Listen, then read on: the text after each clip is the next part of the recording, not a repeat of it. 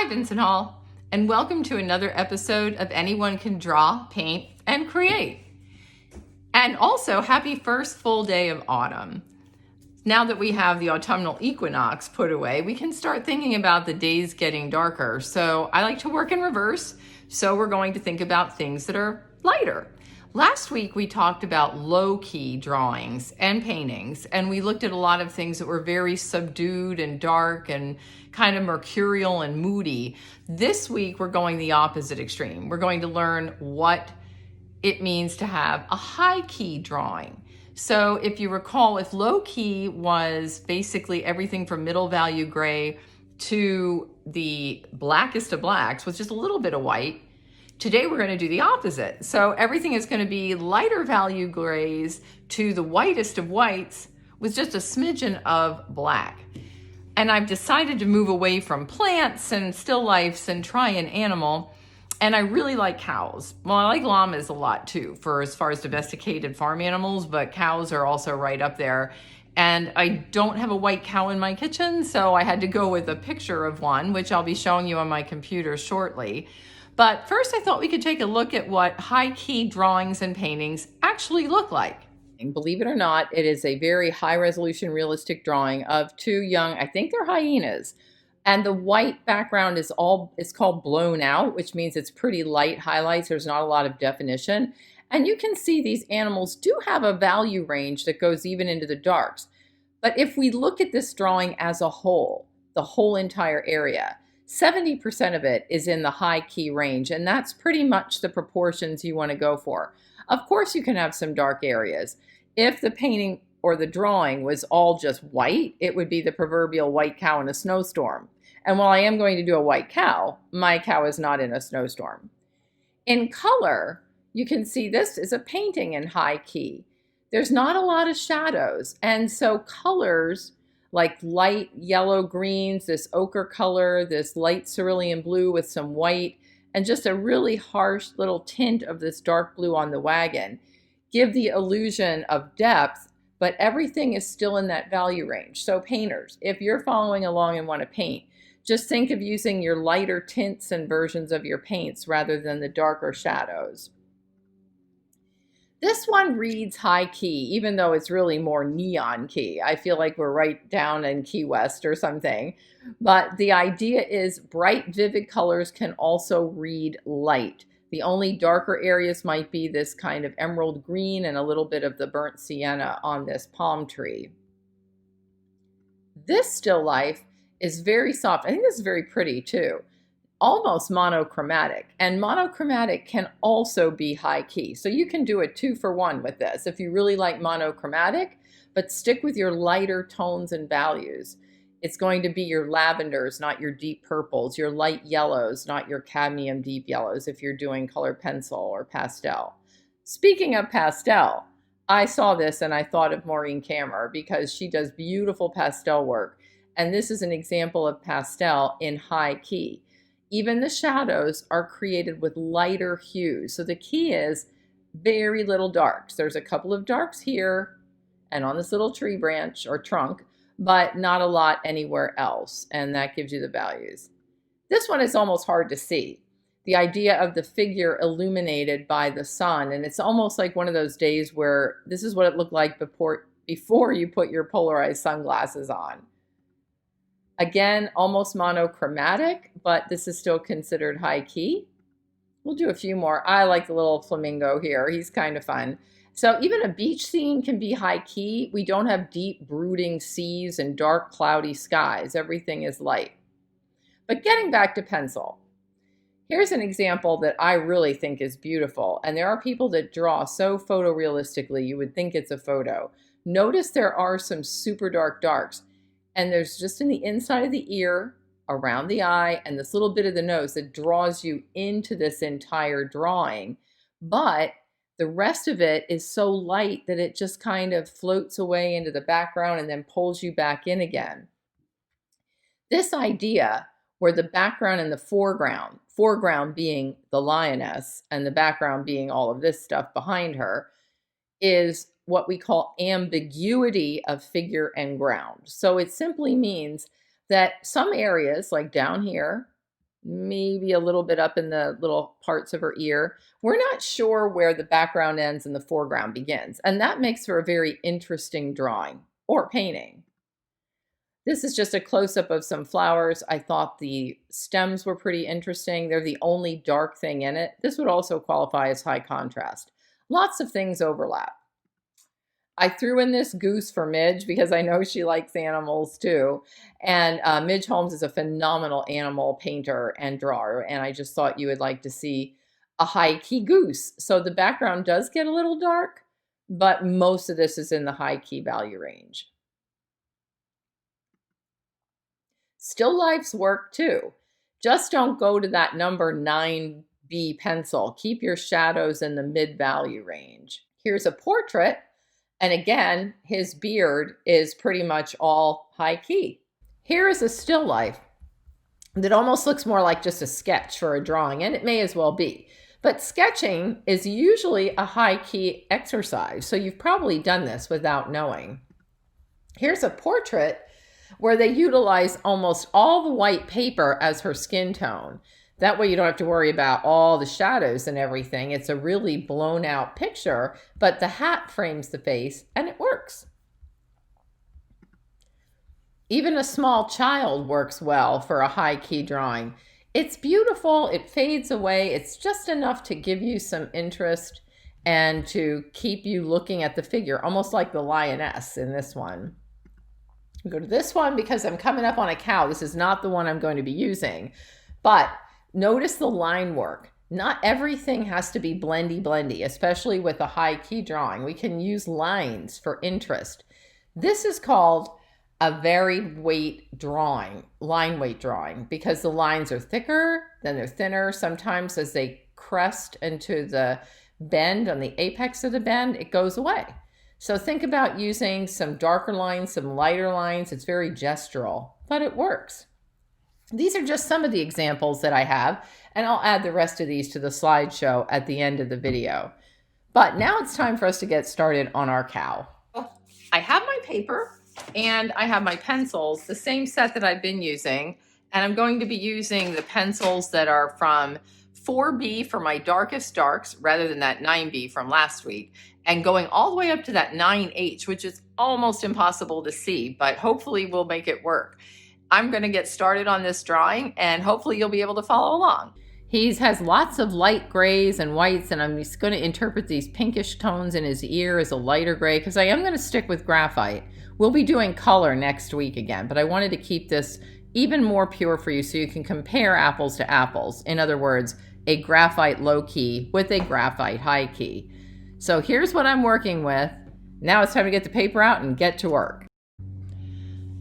I should note that if you hear a buzzing sound during this video, my next door neighbor has not mowed their grass in about a month, and they decided to do it today. Now remember, you can choose whatever subject you want. I chose a cow, but by all means, pick something. If you want to pick something white that you might have at home, like a white teacup or something, just to practice light values, that would work too.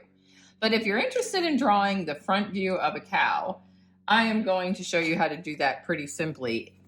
Cows are basically a circle and a rectangle. So if I draw a light circle here for the top of his head, and then come down with a rectangle for the bottom, and then I have two more ovals for the ears. I know this looks really strange right now, but it won't later, hopefully.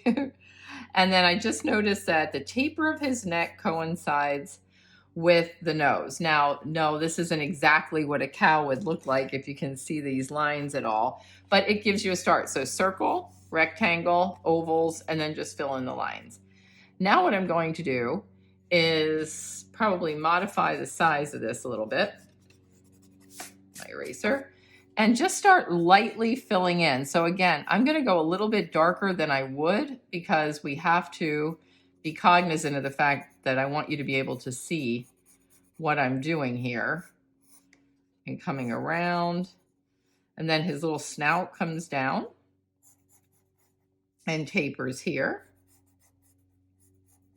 Comes around. So just like talk to yourself as you go around the picture of the cow or the coffee mug or the teacup, the flowers, whatever it is that you've chosen to do. Again, you can even interpret something that's really dark as high key if you want to. It's completely up to you. So once I get these basic lines in, his body just kind of tapers off, I'm going to erase these inside lines because we don't need them. They were just our beginning reference point. The hardest thing an artist usually faces is a white piece of paper or a white canvas. Once you start making the marks on it, hopefully that fear will subside because, hey, it's already started into its being and you don't have to worry about it anymore. And if you don't like it, just erase it or paint over it and start over. There's no judgment and there's no need to worry. It's all about the process and learning along the way. Okay, so I pretty much got what I want in for my cow as far as the general part of his face. He has a longer face. I think once we get some of the shadows in, that will help. The key is the eyes. If you're doing a barn animal, most of the times their eyes are very wide set because they are considered prey, not predators. So their eyes are going to be pretty much literally on the sides of their head almost. And that's a common mistake. When people say, oh, I can't draw animals, it's because they're trying to humanize what the animal looks like rather than see what's really there. Okay, and then the nostrils, that's another tough one. Whether you're doing people or animals, we always think of, oh, it's like these little holes. And usually the nostril is, for one, bigger than we think it is, and two, not exactly a perfect circle. So you just want to make sure that you have that in there too. Now here's where I'm going to do that varied line weight. I'm just going to go a little darker, just here and there, where this cow indents. Maybe here at his chin, maybe just a little bit right here. And I'm going to pretty much leave that go. And hopefully you can see the beginning of the cow. And right now it's a high key drawing, but it's also an outline drawing, and that's not what we want to do. So to get the rest of this cow in, I'm switching to my H pencils. This is a 5H. If you have a 3H, a 2, any H, it doesn't matter. And if, again, you only have your HB, then work with that. That's fine too. And what I'm going to be doing is using what we call hatch lines. So I'm not shady shading like we've done in the past. I'm going to do a different technique with this. Try to keep your lines going. You can do cross hatching if you want. We've done that, where I go one direction then the other. But cross hatching also works as just a straight hatch, which means just one direction. And this allows me to really lighten up my lines to the point of almost oblivion, where I don't see anything, and also allows me to get this cute little tuft of cow fur. I guess it's fur, hide. Sorry. For those of you that grew up on farms, I just probably made a big mistake on what I'm calling the cow. Maybe they do have fur. And here we go, just kind of using one directional line. And again, this will also represent that furry part of his ear as we go in on the other side and going darker and lighter. And there's miles to go here with this, but I wanted to show you how we're going to get the basic idea of where the light shadows are. So I'm going to lay this in, and then I'm going to hold it up in just a minute so you can see what I'm doing. This is not the finished work. This is just to show you how you're going to lightly go in and really try to do this technique. It's so helpful. And for those of you who like control, here's another way to control things a lot more, using what we call this hatch line, or just doing linear shadows. Now down here where it's very shaded, I'm going cross hatch. So I'm going over and down, and I'm going to erase out that line in a minute. I drew it in so that everyone would have a chance to see where I was going with this.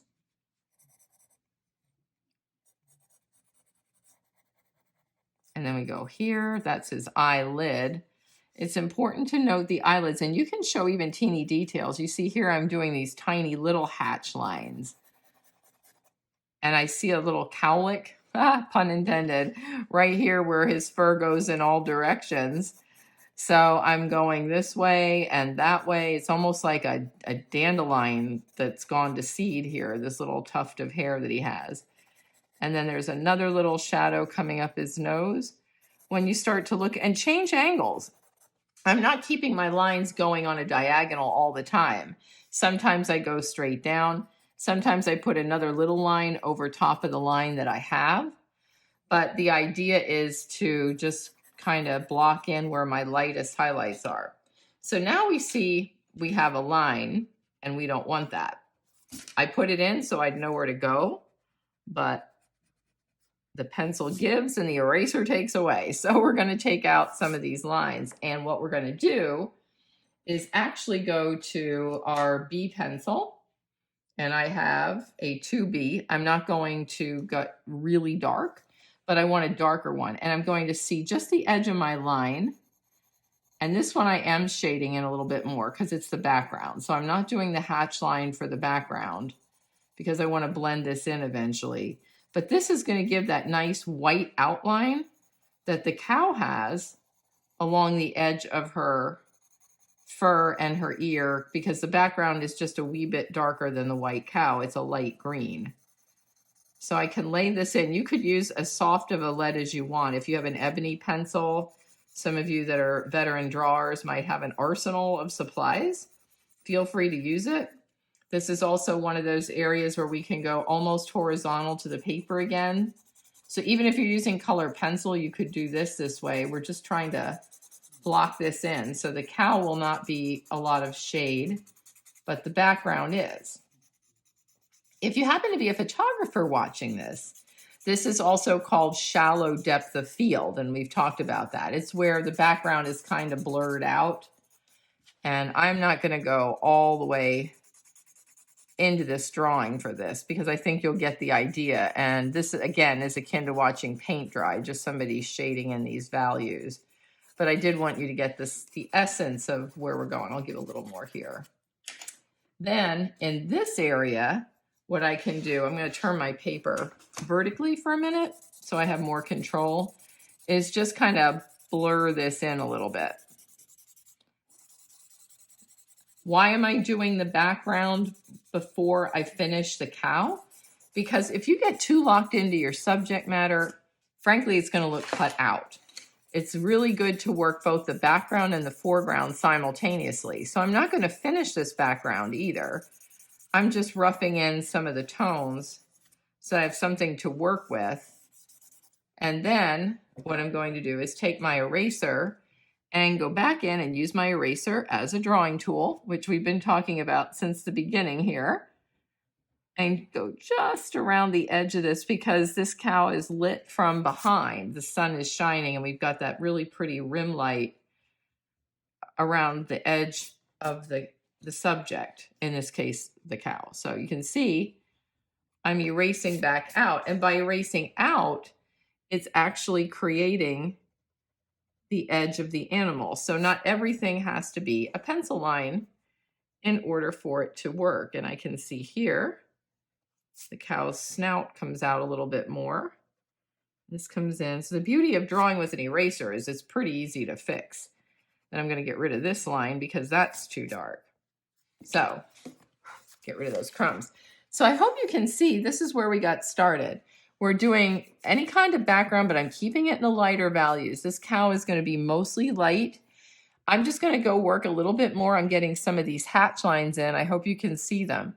Go one direction or go another direction and then build up layers of that one direction. It's a really nice technique to try, especially if you're doing any kind of animal or person life. I'll be right back and we'll see how far I got midway through. Well, I'm at that 50% place where we can start to see the cow coming into the picture, but now we've got a lot of detail to work on. And I wanted to show you that despite the fact that this is a high key drawing, we do have to do some darks or it's just going to get lost into like this nebulous void of any direction. So show you how we're going to do that. And I'm going to be working on the eyes and the nose, the muzzle, using the darker lead pencils, but not going darker than a 4B, because again, I'm trying to keep this sort of realistic, but also in the high key spectrum. We have the cow pretty much laid out, and we're using the eraser to find fur, which is kind of fun. I'll show you how I did that. I just kind of pull the eraser from one edge and kind of let it smudge back in there a little bit, and then see what we get, so that that line isn't too perfectly outliney, and kind of gives the idea of fur or hair or whatever it might be if you're doing an animal in the background. So I'm just kind of giving that a little more clarity as far as where I was going with that. Okay, so now it's time to get started with this darker area. And again, I have my 2B pencil. I may go to the 4 if I need it, but I think the 2B will be enough. Interior areas like nostrils and things, you could do all the same hatch lines that we were doing, but I'm going to try to modify this a little bit just so we can get a nice negative space in here and just kind of color it all in like we've been doing. But you can see this isn't going nearly as dark as the dark areas that we had in the low key drawing. But some of these dark areas will be good for showing the difference between the high key values and give it a little more contrast and a little more pop. So it's okay to have some things really dark, just so that 70% or so of the drawing is not dark. That's what's going to give you the idea of this being a high key picture. Go back down here a little bit. The snout is going to have to get erased as well, because the eraser is going to show that nice little velvety thing. And even though I'm cross hatching, now I'm just going across to try to blend some of this in, because there is a pretty defined line of demarcation where there's a shadow on the nose as it comes across the bridge here of the bone structure. But getting these highlights in is what's going to really help make this snout more of a cow nose and not just hanging out their nose or whatever it might be. And then I can see here, just drawing little shadows where I see some shady areas, and I'm going back in and doing that line hatch. When you use a softer pencil though, you're not going to see as defined of a line as you would if you were using the very light and hard pencils. So I'm just kind of using this 2H to soften things a little bit. Okay, I'll come back to the nose here because there is some erasure marks that need to happen, but I am going to go ahead and fix that right here while I see it. It's funny how you always see things when you're ready to move on that you need to fix. And there we go. Okay, so to do eyes, the key to the eye is the catch light. So I'm just going to start going around the outside where I see it's dark and work my way in, or I could draw a little circle where I think the catch light's going to be. But the key is leave that paper color. If that becomes too colored in, no amount of white pencil is going to help. And a catch light isn't going to be the same on both sides if the animal is out in the light. So this side actually has a very subdued catch light, almost not one at all. But the idea is the eyelid kind of takes over a little bit here and then defines the way that eyebrow looks. Or I guess if cows have eyebrows, I don't know. But gives it a little more distinction is where we're going for. Also, when you're doing a portrait, whether it's person, animal, insect, bird, any of those things, you always want to pick one feature and make that your dominant area. If you try to pick too many features and make them all look perfect, the subject is not going to look believable. It's going to look like a cartoon or cut out. And I'm sure you may have tried that, had little success, and thought, oh gosh, I don't want to ever do fill in the blank, people, animals, whatever it is, because it doesn't look right. And that's just a matter of practice and learning how to get things in the way you want it. So don't give up. And certainly don't worry about it if you don't get a catch light right on your first try. It's a challenge. So here's where I'm going to go back in now with my edge of my eraser and just get the highlights of the nose, because sometimes it's not so much what you've shaded in, but what you take out that starts to give this animal a little bit of life, or your drawing life, depending on what you're doing with the drawing. And then this is very light here, so I can erase that whole thing out completely. And then there's a, oops, got too much there. We can go back in, but there was a nice little rim light along the edge of the front of his snout. So I'm just trying to get that in as well. So yes, I erased out a little more than I want, and that looks really weird for a minute, but we're gonna shade it back in. And I'm going back to my harder lead. This one is 4H. Again, no pun intended, because I know that that can have a lot to do with livestock and cows. But I'm using my 4H pencil to fix some of those areas that don't need to be that light, and also help to define the shadow around the nose, and then also to go around here. So see, by making these little hatch lines, I'm giving the illusion of this light area along the mouth. That's a little darker here, further out. And I don't have to worry about the smudge. I can control this with tiny little lines.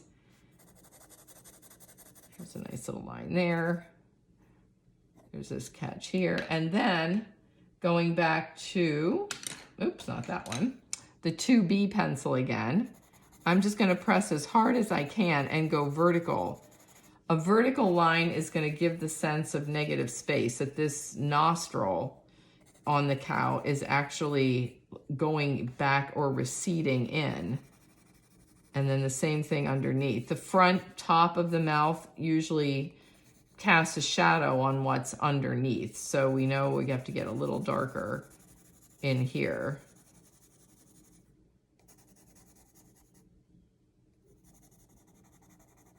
There we go.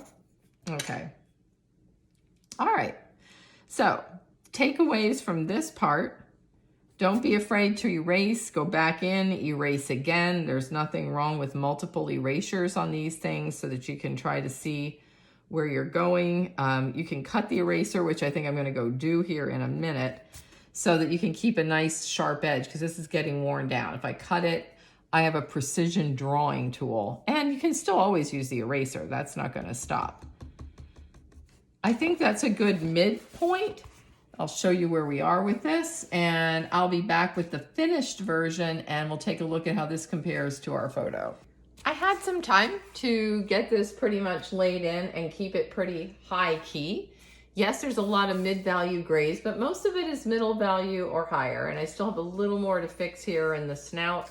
But I wanted you to get a chance to see about what this looks like. Hard to hold this up. There we go. With the eyes and the muzzle put in for this drawing. I did mention cutting the eraser, and I just wanted to show you. You can cut the eraser in half or into tiny little pieces that look like triangles, or a piece of a cake, like a little wedge. That gives you so much control when you're trying to draw with your eraser. So using erasers that have different shapes, they'll still work as regular erasers, but it'll allow you to use it as a drawing tool. I'll finish one little area here quickly just to show you what I mean. I hope you enjoyed this week's episode of Anyone Can Draw, Paint, and Create. Again, we were working with high key, which simply means a lot of light and airiness to the picture.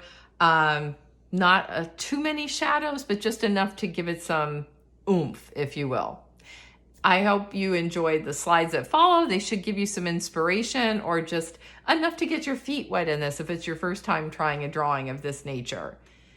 Till next week, Vincent Hall, I'll be back with another episode of Anyone Can Draw, Paint, and Create. In the meantime, stay safe and be well. I had some time to get this pretty much laid in and keep it pretty high key. Yes, there's a lot of mid-value grays, but most of it is middle value or higher. And I still have a little more to fix here in the snout, but I wanted you to get a chance to see about what this looks like. Hard to hold this up. There we go. With the eyes and the muzzle put in for this drawing. I did mention cutting the eraser, and I just wanted to show you. You can cut the eraser in half or into tiny little pieces that look like triangles, or a piece of a cake, like a little wedge. that gives you so much control when you're trying to draw with your eraser. So using erasers that have different shapes, they'll still work as regular erasers, but it'll allow you to use it as a drawing tool. I'll finish one little area here quickly just to show you what I mean. So here's my wedge. It's a tiny little edge of the eraser, and these wear down fast. So even though this looks thinner, it's worn down. So I'm going to use this nice sharp edge here and just go right in and get these teeny little lines, which will also emulate the idea of the texture of the cow's fur as it comes down, and add some of those wispy lines along the ears and up here where I really want to get a nice highlight, but also have it blend into the background. So as you can see, I can get some here, just kind of erasing out, doing those same hatch lines, but with the eraser. That's a really fun way to add volume to your work. As you can see, there we go. And this needs to come in here